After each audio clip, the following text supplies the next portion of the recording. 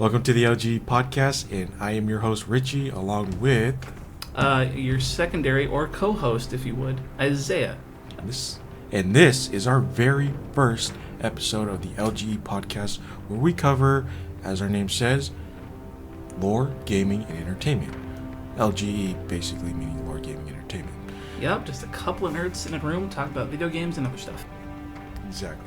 Also, we'd like to give a big shout out to Sean Fields of After Midnight Productions. You can find him on Instagram at STFAMP, who has provided our intro music. Thanks, Sean. So what we're going to cover today is a top 5 of the best video games to play on the GameCube. In other words, classic games. So I'll get 5, Isaiah will get 5, and then we'll talk about them a bit, give our opinions on them because we've had experience playing them, and then go from there. Near the end of the episode, we'll give our top GameCube game. Before that, maybe we'll say some honorable mentions because there are a lot. Yeah, there are a lot. I mean, GameCube at the time, it had some really great games. Had really good quality games that you could play with friends on your own, and just overall have a good time with.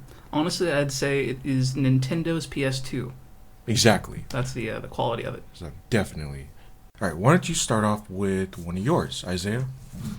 Alrighty. First up, we're going with Mario Kart Double Dash. All right. So, have you ever played that game, Richie? I actually did.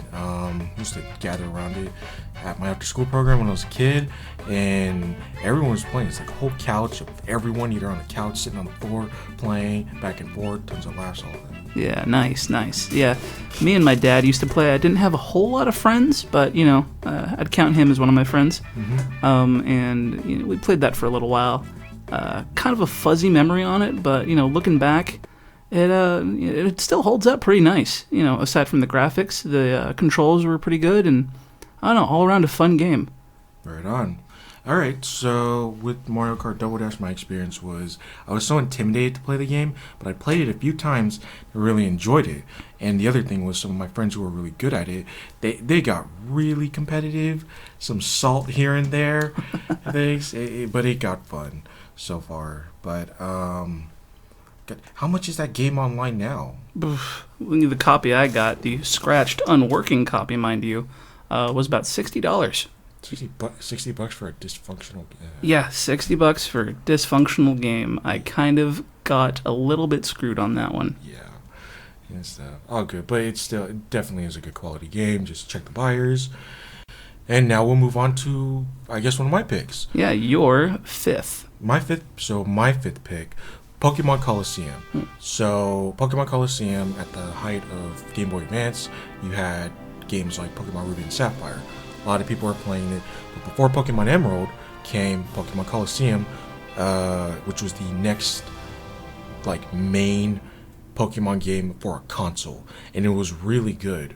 So unlike the previous iterations, which were Pokemon Stadium, Pokemon Colosseum took you on another adventure through the Ore region with a lot of Pokemon from the second generation and first generation. It's a combination of both, and the introduction of Shadow Pokemon. Took a whole journey through this new region, and one of the biggest pros of this is if you owned a copy of Ruby and Sapphire, then later on Fire Red and Leaf Green, you were able to port really rare Pokemon in Colosseum to that game. The whole game had everything from a good solid story about essentially a Pokemon thief that you play as, and then you even had Mount Battle, which was 100 levels of trainers that you fought. Mm-hmm. And then if you got to it, you got a legendary Pokemon. Nice. So, but it was a really good game. I still have the game, but I didn't finish it because my Pokemon aren't updated yet. So I'm having a hard time with that. And Shadow Pokemon, you have to catch them there. Otherwise, you got to restart the whole game to get them. Yikes. Well, the sad part about this is back when I was little, my mom didn't let me watch Pokemon. So I didn't really get a chance to get into it all that much. I just know the little yellow fluffy one. What's his name? Pikachu? Yeah. Aren't they all called Pikachu? Yeah, they're all called Pikachu. No. Oh, okay. So, yeah, let's go with that. But that's essentially what that came with. Came with the sequel later, XD, but that's a different story and stuff. All right, so let's go on to number 4 picks. Your 4 pick. My 4th pick is Metroid Prime 2. Whoo boy. Now, Good call. Yeah. All right. So this one, from graphics to sound design, I don't know. A masterpiece, really. Coming off the heels of the first one, it improved on a lot, but the story got a little haphazard here and there. It's not my favorite.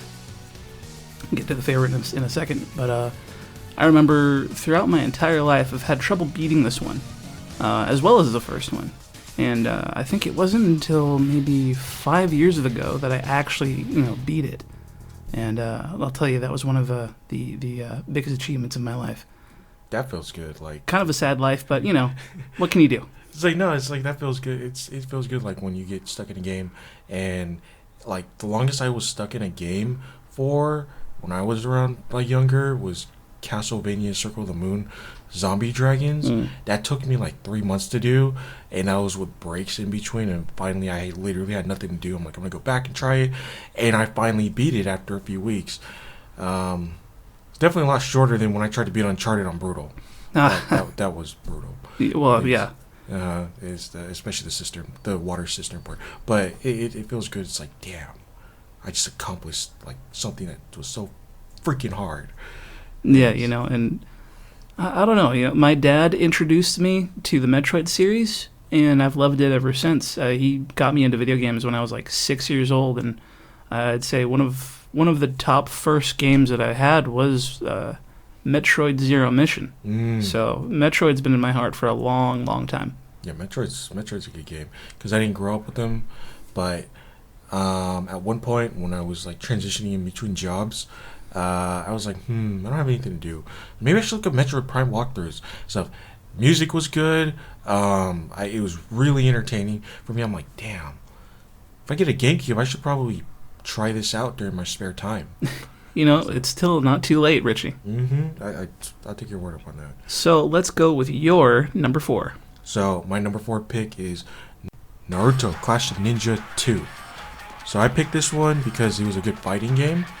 And notice I specifically picked number 2, considering you had 3, and you went to the Revolution series, and then I think I lost count after that. Thanks. But I specifically picked number 2 because number 1 didn't have too many characters. It was really limited. It was small, and you could probably tell they thought, this isn't going to go anywhere, but it did. So then they said, let's bring out 2 and then add in some more. And they added in some more, so... Kind of like the whole Smash Bros. Syndrome, huh? Exactly. They doubled up on the characters.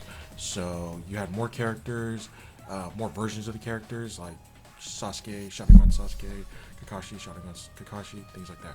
Now, next to Mario Kart Double Dash, where during my after-school program, was this game.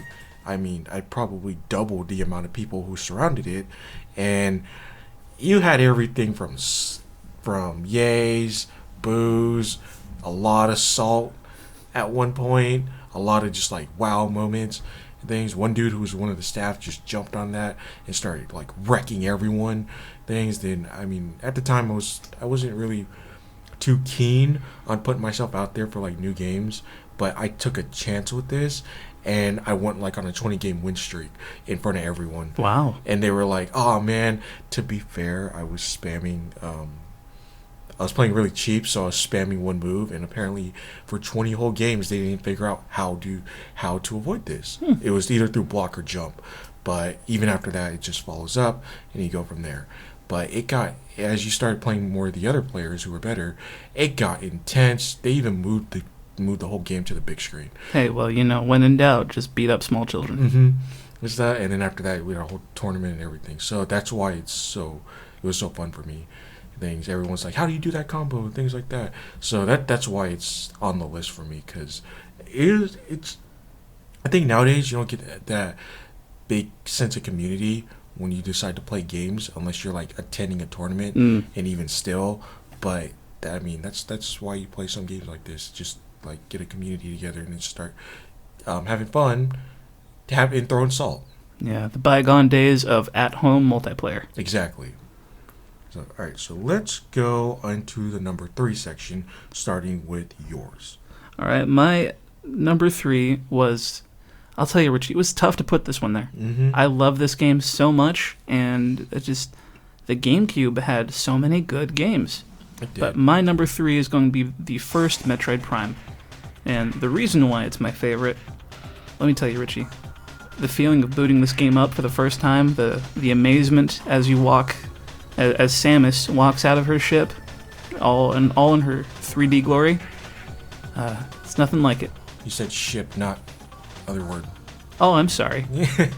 Am I cursing? No. No. Okay, good. I don't mean to be. Sorry to the kids that are hearing this. But yeah, from the visuals to the music and the gameplay, which at times was a little rough on the GameCube controller, which I'll tell you they really did clean up with that Wii U port. In fact, the Wii U port is the version that I actually finally finished the Metroid Prime series on. So I hadn't beaten one until it was out on the Wii U. Wow, really? Yeah. Yeah, okay. Yeah.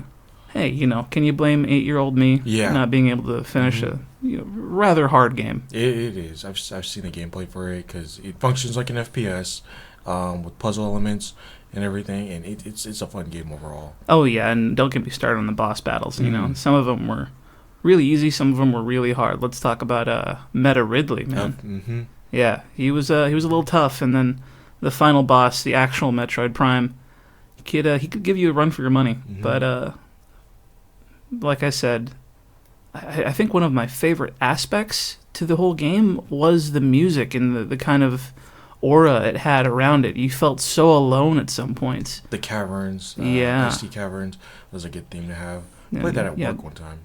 You had Magmore Caverns. You had I forget the name of the ice place, but and to this day I still listen to the music from it. Exactly. I fully admit that I pirate that music. Meta Ridley's theme, like that stuck with me. I love the theme.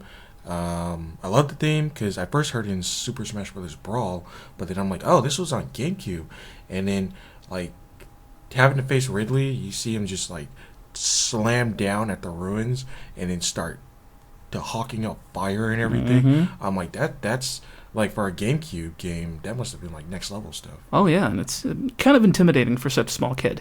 You see this giant pterodactyl looking guy fall from the ground or from the sky. He's about to mess you up, buddy. Yeah.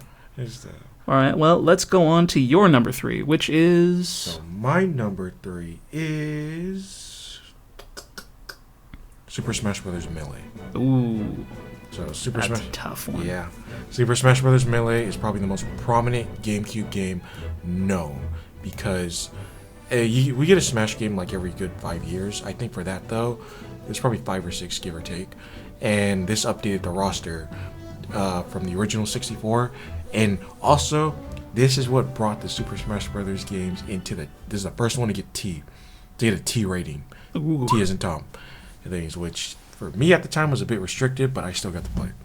So everyone knows how Melee works. In terms of the technical aspects, the frame rates on attacks are a lot faster. It's why they still today play it competitively. Despite controversy of what just recently happened, it's still a good game.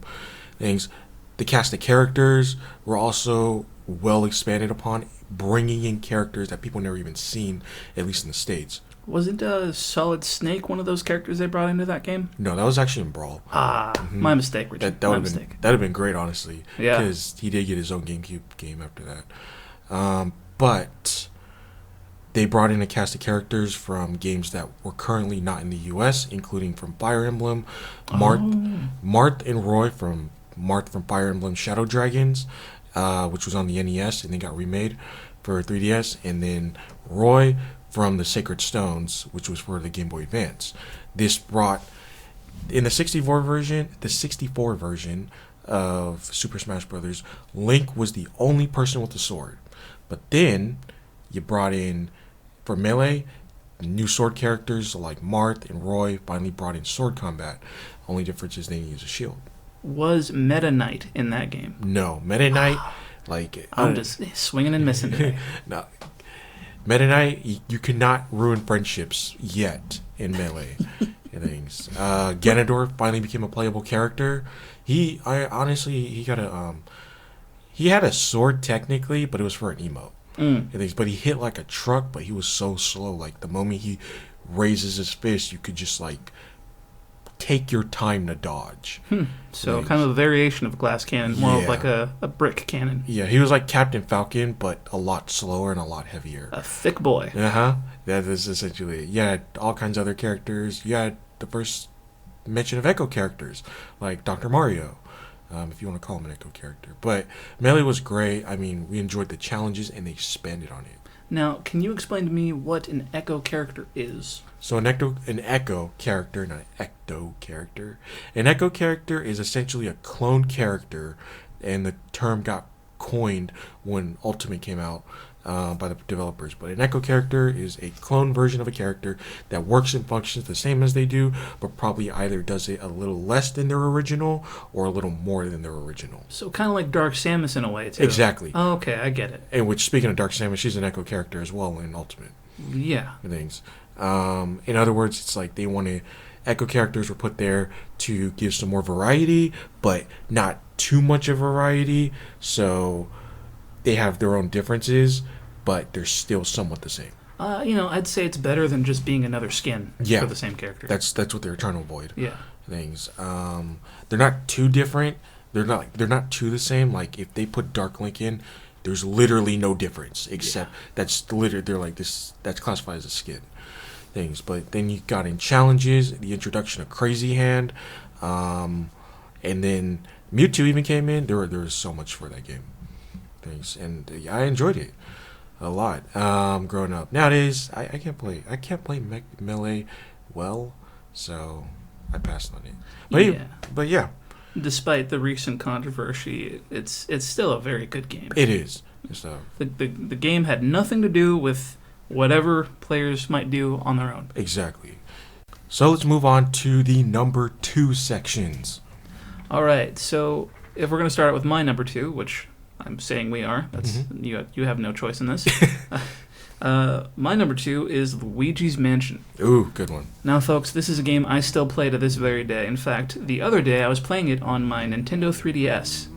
So they remade that one, but I had beaten it first originally on the GameCube. So props to me. That was one I actually did beat on the GameCube. Nice. I don't know, for a Nintendo game starring a Mario character, that game kind of scared me as a kid. Not gonna lie. Yeah, not gonna lie. The cartoonish ghosts.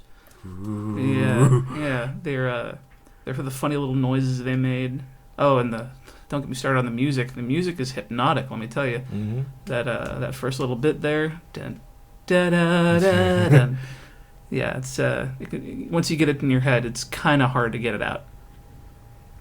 I'll bet. It's that was actually the first. So when GameCube was getting introduced to the general public, that was the first game that they showed as like, hey, this is the new GameCube system, and check it out, we got a new game for it, Luigi's Mansion. Nice. And I thought, wow, this looks really cool, because the last game I played before that was even Mario related, was Mario 64. Wow. Yeah, taking it back. Mm-hmm. It was a good game. Yeah, it was. But yeah, and the overarching story and the mechanics of that game were pretty good. I remember walking around as a little kid with your little vacuum. You know, it would really inspire little kids to help their moms clean their homes. Yeah. You know? Hey, I'll bet. Unfortunately, it didn't really do that for me. I still didn't like doing chores. Yeah. You know, if I would have thought of that argument as a kid, I could have probably net a GameCube and Luigi's Mansion. Maybe. Maybe. I was like, hey, I'm being inspired to vacuum now. It's like, oh, yeah, sure, you can show up. Sure, little Richie. But it's a good game. And it was cool to see Luigi finally, become his own character. Finally step out into the world and, become himself. Yeah. He was the one saving Mario this time. Mm-hmm. Yeah, Mario was the princess. So I never got a chance to play Luigi's Mansion, and I probably should. You know what, Richie? Just for you, I'm going to let you borrow my copy. I appreciate that. Oh, yeah. So, yeah, it's good to see, GameCube games that aren't multiplayer at the moment. I don't mind just getting something to eat and something to drink, and then chilling and playing them. Oh, yeah. Grab a pizza, grab a Coke, spend the whole night. Old classic games from GameCube, PlayStation 2, and things. I'm like, you know what? I got time for this now. I'm going to go just chill here and just knock it out. You know what we should do? We should get a shakaroni pizza, grab a bottle of, what do you drink, Pepsi? Yeah. And on the weekend, we'll just stay up all night playing GameCube games. That's pretty cool. Yeah. That's pretty cool, yeah. All right, well, let's head on to your number 2. My number 2, so I've actually been wanting to get this out the way, I think, because it's good. Metal Gear Solid Twin Snakes. So, essentially, Metal Gear Solid Twin Snakes is a remake of the PlayStation 1 classic Metal Gear Solid. Okay, but the only difference is, the only reason why it ends up on this list, which is full of GameCube games, 1, it's a remake, and 2, it's exclusively for the GameCube. It even says on the box, only for GameCube. Okay, to this day, it's not been remade. So, Metal Gear Solid, which is a really well-known franchise, and with a really well-known director, Hideo Kojima, it takes place on Shadow Moses Island. And what the remake did different from the original is, 1, you're not walking around like you're some character of Roblox, okay? And 2, a lot of systems were updated. You get first person views. It's a lot easier to aim, and the cinematics got updated from more of a I would say 1990 video game feel to kinda a more grainy and stuff. Yeah, it's kind of grainy to more actual cinematic feels. So not controls. Some extra stuff was added into, like the intro to Metal Gear Solid was completely different from the first one. It's like you're really going in alone. In the second one, you're going in alone, but you get some action music to go with it. Yeah, it makes it feel more of like a Mission Impossible vibe. Exactly, which is kind of what the whole game was about. Is in a way, yeah. Well, one thing that I was never able to get into was the Metal Gear series, and I think it would be nice to venture into that. Maybe you'd help me out and tell me what game goes where. Yeah, the Chrono. No problem. I don't charge for that information either. Oh, thank you. Because I'm broke. it's man. I understand what that's like too. Enough of our personal stuff. So, yeah, I got no problem telling you the chronology of the Metal Gear Solid, because it can get confusing, but it's there. How about we save that for another episode? That's a good idea, actually. It's a chronology of Metal Gear. So far, Metal Gear Solid The Twin Snakes, it's a really faithful remake, as well as you're adding in enough to it that it doesn't change its core, as well as the gameplay core mechanics. If anything you add into it makes it better and more entertaining and more enjoyable than just like remixing something and be like, this is crap. Yeah, remakes can be a very slippery slope, let me tell you. Oh, yeah. Yeah, a good example is Halo 2. The 343 remake of that is very faithful to the original, and it just makes it so much more beautiful. Exactly. Yeah. See, people don't want to play... When you play a remake, you want to play a remake, but you don't want to play the same thing. You want to see how they did better. In a way. In a way, yeah. In a way, I can see what you're saying. All right, so now we're finally here. Before we get to the number ones, Richie, I think there are some honorable mentions we need to go through. There are. That's actually a good idea. All right, let's go with...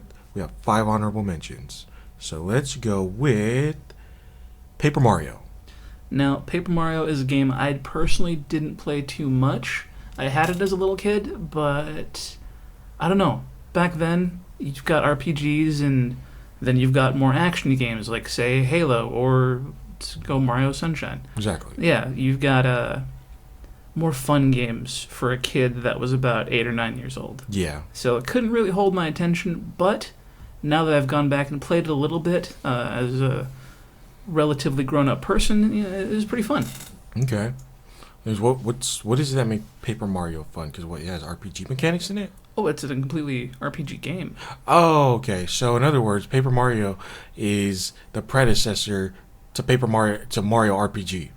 Basically. I mean, you'd have the Mario RPG actual game from the N64. That would be the first one. But then with this one, they just wanted to do a little more of a art shift. Okay. Yeah, so that's why the whole paper thing. Right. So I wouldn't say it was much of a gimmick as it was just another art form. But, what can you do? Yeah. Not a whole lot to say about it since it's not one of my favorites. I guess I might have to try Paper Mario out this time because I wasn't interested because I saw Paper Mario and I'm like, okay, Paper Mario. Ooh, paper. Paper stuff. But then I heard a little bit about it. I'm like, this actually seems pretty interesting. Yeah. Things. All right, another honorable mention we have is the Zelda Collector's Edition. Oof. Currently, from what I've seen, I'm probably haven't looked everywhere. This game cannot be found. Okay, it's basically right at the time Wind Waker came out. They made a collector's edition for Zelda games, which were some of the best Zelda games on a console. Now, what would those games be? Those games were a demo of Wind Waker, Majora's Mask, Ocarina of Time, Ooh, yeah. Link's Awakening, and the original Zelda for the NES, I believe. Mm-hmm. Things all about 5 games in one. Okay. What a game. Mm-hmm. Not including the demo, but essentially what happened was you got 5 full games in one. That's actually where I finally got to play Ocarina of Time and Majora's Mask. Oh, yeah. And I got stuck on Ocarina of Time. Come to think of it, I got stuck on Ocarina of Time because I had to find a flaming arrow, because apparently the fire spell would not melt the web in Ganon's castle. It would not melt the web in Ganon's castle, which blocked the lock. It took like 3 months just to find out where that thing was. Yikes. Or it took so long that I went to Majora's Mask, beat it, then finally came back. And I kept asking my friend, hey man, where's the fire arrow? He's like, I completely forgot, man. And he had a strategy guide and everything, but he lost that. And then He even had the cheat sheet. He lost that. He's like, I completely forgot, man. And then what happened also was I had access to the internet and I didn't even look it up for some reason. Yeah, that's what laziness does to a person. Yeah, I was like, crap, I could have beat the game already and stuff, but I completely spaced that. I could have just used a search engine. It's like, where is Fire Arrow? I eventually found it, and I think I found it because it's on top of Lake Helia, and there's a riddle for it. And I'm looking at it like... Oh, I think I remember. I remember exactly what you're saying. I'm looking at it, it's like, what happens? It says shoot sun with arrow. And eventually... oh, that's right. My friend... You gotta shoot the arrow through the torch to the sun, I believe. Yeah, my friend... That's right. My friend finally came over to me one day and said, after I beat Majora's Mask, which he never beat. Bragging rights. He never beat. He came over to me and said, hey, I remember how to find the fire arrow. I'm like, okay. So we go to the lake. He's like, fire there. And finally got it. I'm like, finally. But I stopped during that little hiatus. I took on Majora's Mask, and I wanted to try it because I got stuck in the beginning there too, but obviously got stuck in Ocarina, so I was like, you know what, I'll just take my choices. I wanted to see in the trailer that was offered for the collector's edition, at what point do you get to become a Goron sliding down a snowy hill? And eventually I played so much that I got there, and it was such a fun game. Yeah, I don't have a whole lot of experience with Majora's Mask, but I'll tell you, Ocarina of Time, for a while, was my top favorite Zelda game of all time. I must have played that at least 8 times and beaten it. And I tried to go back to it recently, I think in the last 3 months, and I got stuck. I didn't know what to do. I completely forgot all the gameplay and whatnot. And, I remember there were important bits, but I just don't remember how to progress. And at this point, I'm just a little lazy, like I said, what laziness does to people. But I do miss it, Richie. Yeah, it was a good game. And our next honorable mention is Kirby Wave Racers. Kirby Wave Racers. Tell me about that. Well, you're Kirby, and you're racing some waves. No, the cute little pink marshmallows on a little star, and there's a bunch of other little multicolored marshmallows racing on waves. And I wouldn't say it's comparable to Mario Kart. And the problem I'm having right now is I don't remember a whole lot about it. I just remember that it was fun. Okay. So let's go on to our next one. Our next one is technically we have... I'm wondering if I should save this for last. So we were going to add this onto the top 10 list, but we can't because technically it's a port and we're talking about GameCubes. Okay? Slippery slope. The Legend of Zelda Twilight Princess. This would have been on my number 1 if it weren't for the fact that it was a port. And yeah, I got you with the technicality there. Yeah, sorry, buddy. I was like, damn. Legend of Zelda Twilight Princess was originally for the Wii when it came out, and is literally one of the best Zelda games out there. In your opinion. In your opinion. Yeah. I don't share that same view, although I'm not saying he's wrong for his opinion. Mm-hmm. I'm sure it's a great game. I just haven't played it yet. So in a way, Twilight Princess is the spiritual successor to Ocarina of Time. Whatever it is that Ocarina of Time started, essentially Twilight Princess finished. Or continued, to be more specific. You take on, in this one, unlike Ocarina of Time, you're not Kid Link. You start off as a more older Link. And then after that, everything from the mechanics, you had sword skills, like a limited amount of sword skills. Your shield did more than just block. In fact, you could stun enemies. You had dodge mechanics. You had better dodge mechanics. If you're playing on Wii U, then you could actually aim your bow and arrow. And then the story itself took place from Hyrule. There were tons of references to previous Zelda games. Took place in Hyrule, as well as an area called the Twilight Realm. No, not the Twilight Zone. Not the Twilight Zone, the Twilight Realm. You get turned into a wolf, which allows you to go into the Twilight Zone, where humans cannot go or inhabit. Exploring those furry fantasies. Mm-hmm. So, I don't want to give too much away, but it's the reason why it's such a good game is because there's so much. There hadn't been a new Zelda game, I believe, since Wind Waker, and that was like a good 5 to 6 years. Wowzer. I think. If my memory is wrong on that, then that means there was no new Zelda game since the 64. Well, I'm sure people will correct you because they like doing that. Yeah. So I think that's enough for honorable mentions. Mm-hmm. Why don't we go to your top GameCube game? My top GameCube game is Wind Waker, because I couldn't pick Twilight Princess because it was a port. Thanks. When the Wind Waker is my top because so this was the one game I wanted as a kid. I've seen the whole thing. Okay, I've even had a chance to play it. All right, so I know it. So I do know it from top to bottom. But it's good considering I was getting so much shade for wanting to play it from some friends I used to know. They're like, "Oh man, Wind Waker," so but it was a good game.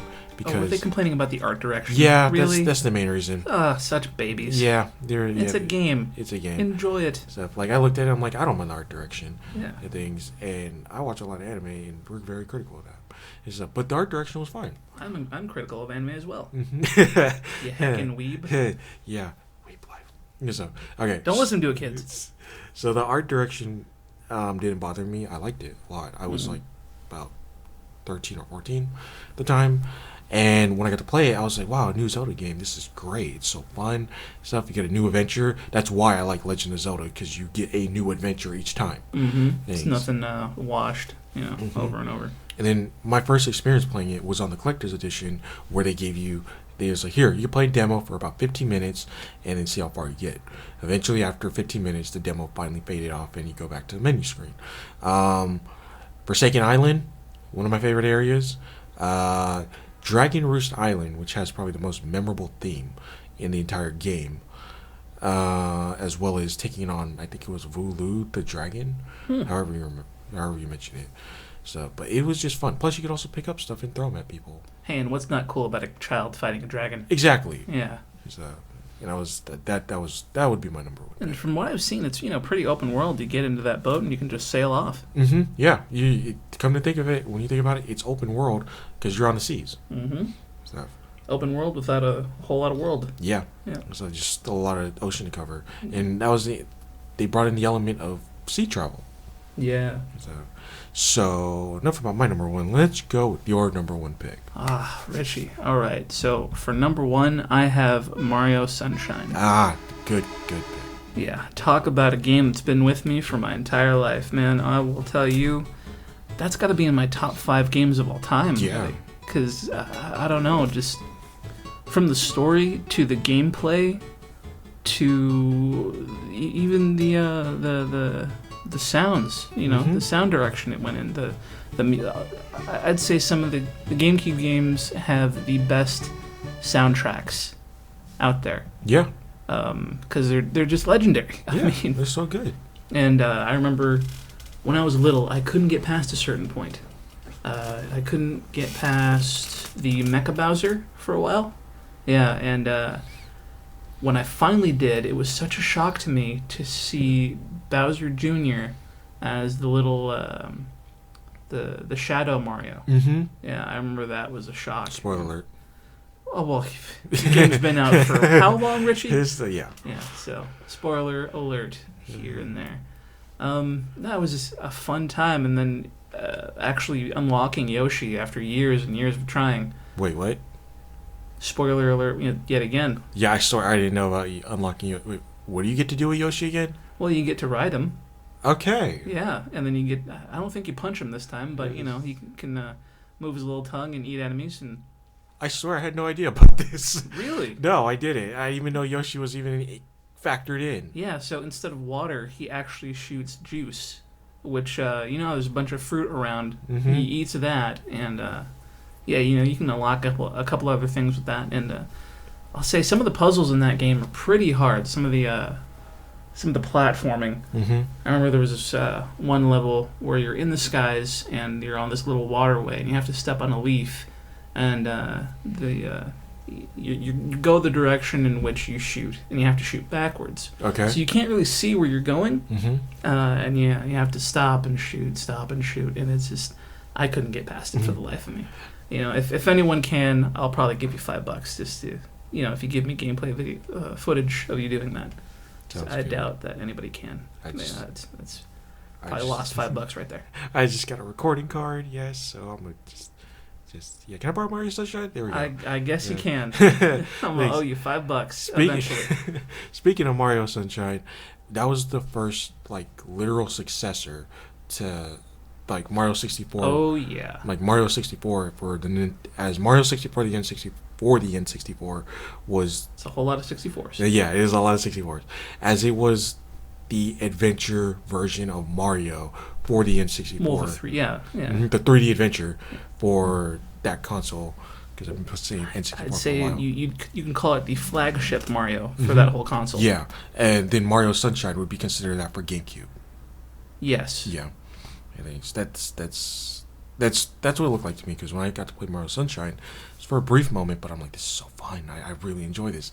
It's like Mario 64, but brought into the current generation at that time. Yeah. So, but and it was just so colorful too. It was. Yeah, and it's just so fun to delve into those worlds and those areas. And just talking about it makes me want to play it again, even though I just beat it last month. I mean, this is what this Mario Sunshine is what an adventure on the beach looks like. Mm-hmm. Like a real, that's Mario on vacation. So hustling never stops. Yep. Thanks. All right, those mark our top 5s, or in total our top 10s plus honorable mentions. Thanks. Thank you for checking us out. Thunder and lightning. Yeah. Thunder and lightning. Thunder and lightning. There's just a storm over here. So thanks for checking us out. You can check out our YouTube page at LGE Division, and even check out our Instagram at LGE Division. Yep. Pretty simple with the names, aren't we? Mm-hmm. Yeah. And our Facebook page, same thing, LGE Division. Yep. Thanks. Hit that subscribe button over there, and thanks for listening. And we will see you guys later. Bye-bye. Later.